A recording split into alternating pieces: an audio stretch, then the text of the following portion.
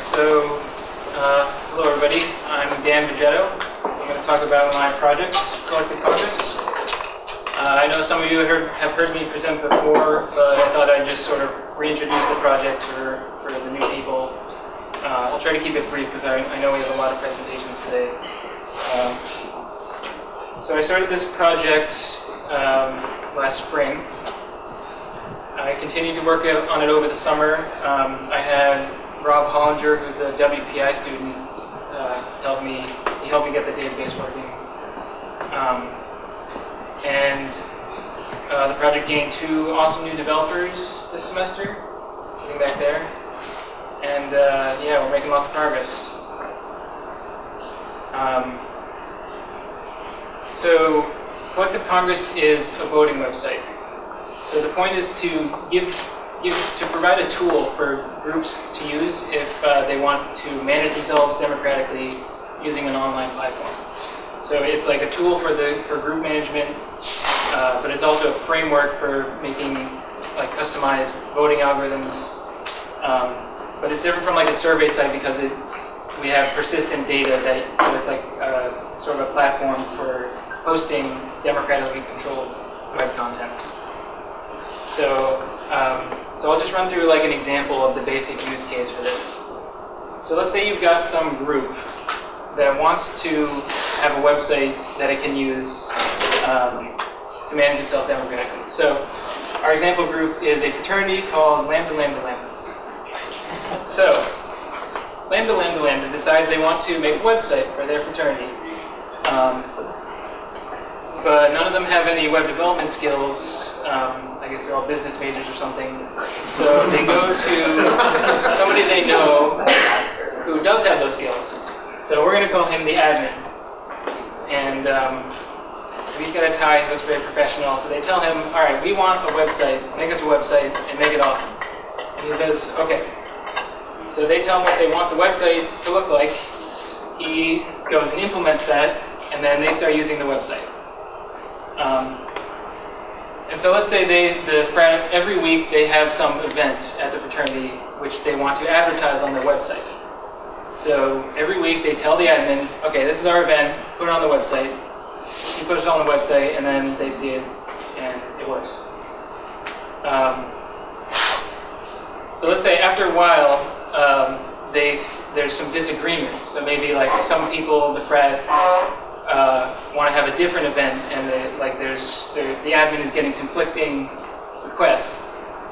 So maybe they decide to resolve that by taking a vote, doing it good old-fashioned democratic way. So they use SurveyMonkey or Google Forms or whatever, some survey site, to get input from the members of the fraternity. The result of the vote gets sent to the admin, and he updates the website, so it's a sort of circular thing. And that's pretty good, but the issue is that the admin is just sort of doing this constant, he has this constant work where he has to take the vote and update the website every single week. And that gets a bit tedious. So basically the purpose of Collective Congress is to automate this process. So we replace the admin with a server. We implement both the voting functionality and we host the content. So it just automates the whole process in one nice website. Yeah, any questions so far? Yeah, I'll keep going. So who are our target users? So like mainly, I see the main target users for this as being groups that already use a sort of formal democratic method of decision making. So student government, fraternities and sororities, academic honor societies like UPE, because they're already like doing a formal voting process and like they have a constitution and everything like that. So I think the site would be useful for them to give them a way of doing that online.